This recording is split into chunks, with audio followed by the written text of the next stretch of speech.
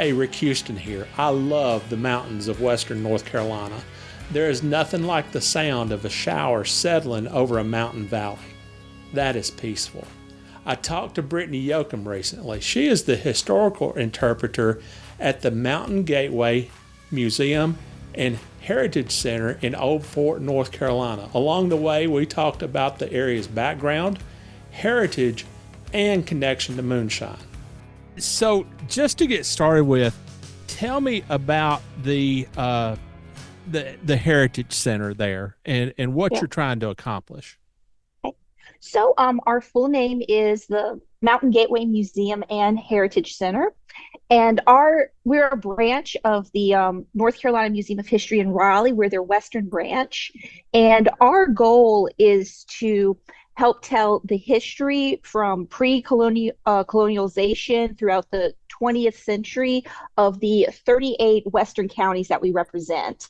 Now, they include this is generally called the Mountain Region, and it includes the very traditional, 12 mountain counties that the Appalachian Mountains run through, but it also includes a lot of the Western Piedmont and the foothill counties.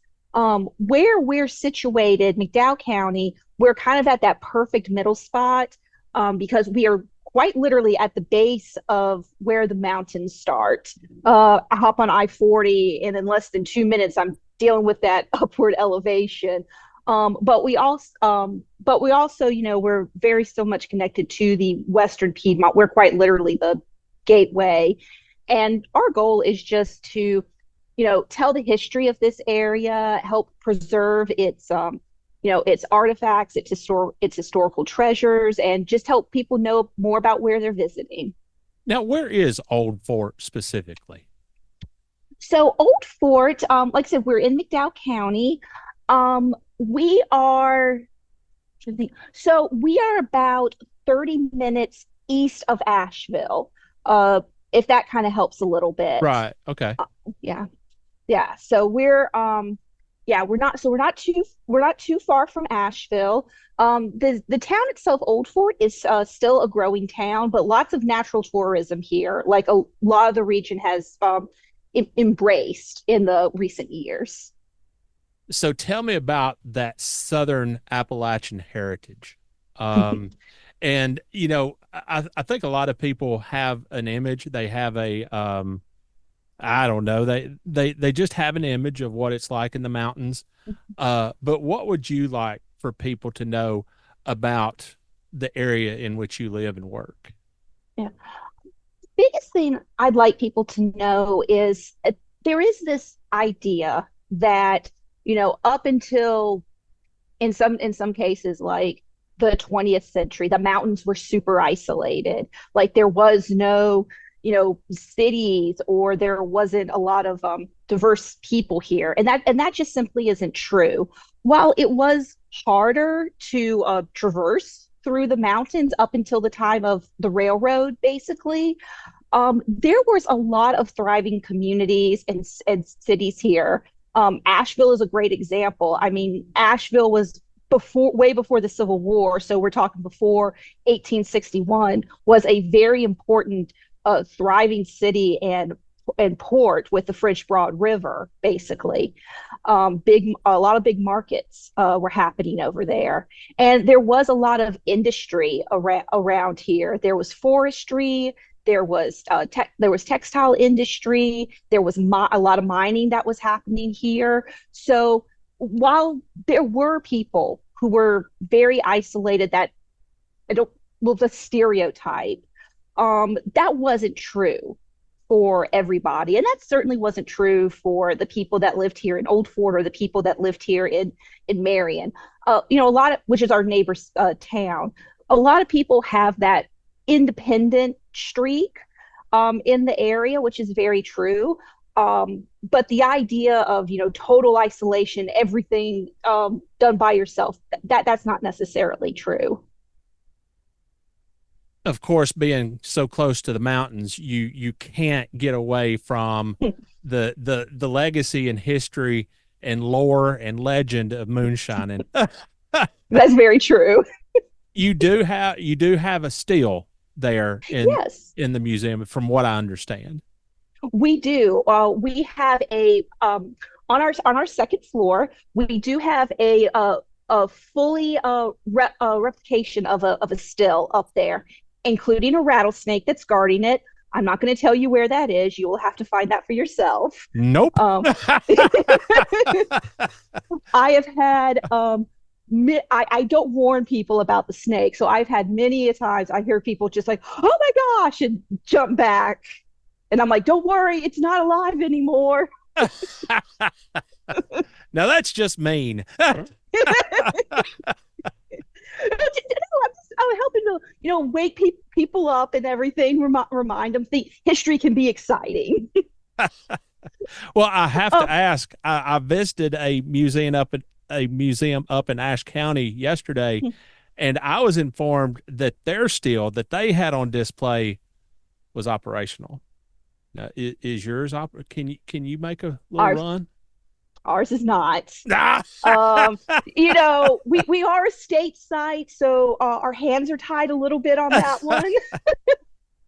Um, but I feel like if we just need a few more ingredients, and I think we have all the equipment up there that it could be operational with just a few extra permissions and ingredients. We do have all the parts up there, and we do have a display kind of telling you not only what all the parts do, but sort of the general process as well of how the moonshine was actually made, all the steps that you had to go through. And we also have a couple of other things up there. We've got a corn sheller up there, since that was your primary ingredient for making your moonshine. And we've also got a bottle up there from a distillery that was actually in Marion back in the 1800s.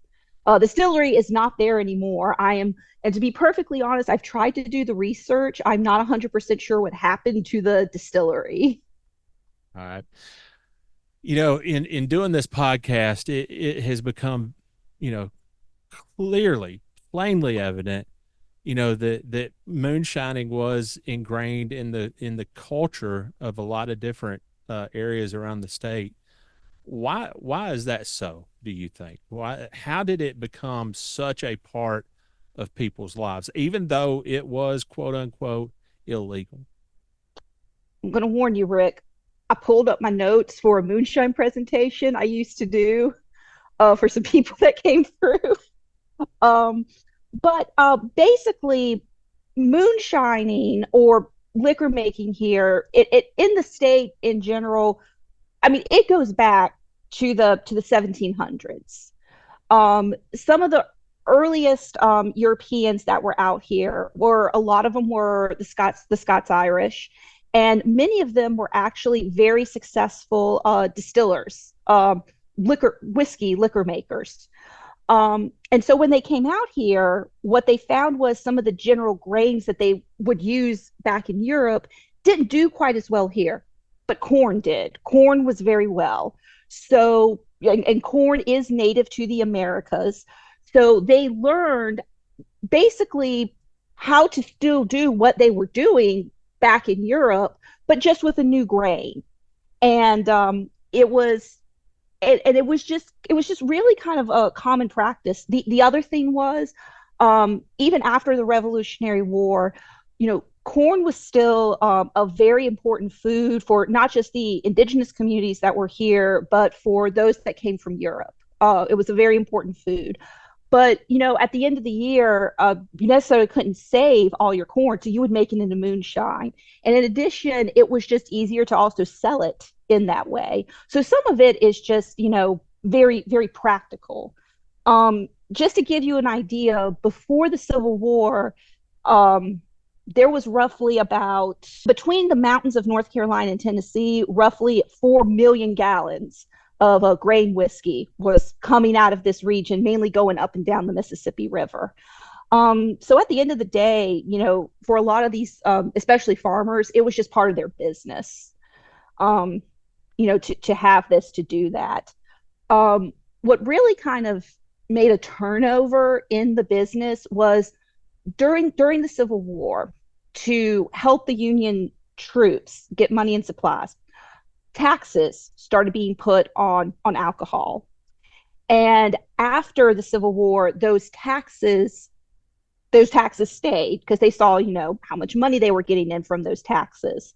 And so to a certain extent, that's kind of when moonshine and stuff like that started going, lack of a better word, underground a little bit, because people didn't want to pay the taxes, which kind of goes back to when some of the original Scots Irish that were the liquor makers were coming over here. They didn't want to have to pay taxes to England, and England wasn't necessarily going to come but so far west to collect those taxes, so to speak.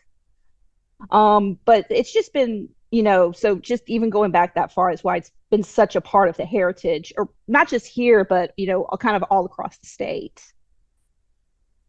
It's a part of the area's history. And I love that so much. And I love that you guys have embraced it, for better or worse, you've embraced it and included that. I guess my last question would have to be, what would you like for people to know about Old Fort and McDowell County and the area in which you live? Well, I actually, so I used to, when I first got this job, I've been here about 10 years. I did live in Nashville. And recently, my husband, a couple of years ago, we were able to rent a house here. And I just want people to know that if you want to appreciate the natural beauty of the mountains, if you want to appreciate, some more small town, private, kind of vibes, that's what this place offers. There's still a lot of friendly people. There's a lot of some small town feeling, but they still have a lot to offer, especially if you want to appreciate the natural world that the mountains here of North Carolina offer. They're just so beautiful. All right, cool. Anything else you'd like to add? I would love for people to come by and visit the museum, whether you are on your way further into the mountains or whether you're heading east back home. We are open Tuesday through Saturday from 9 to 5 and Sundays from 2 to 5. We are free to visit, and we are always rotating our exhibits here on the first level. So even if you just visit us once a year, you're always going to see something new and you're always going to learn something new. Perfect. All right. Good deal. Good deal. All right. Thank you so much for your time.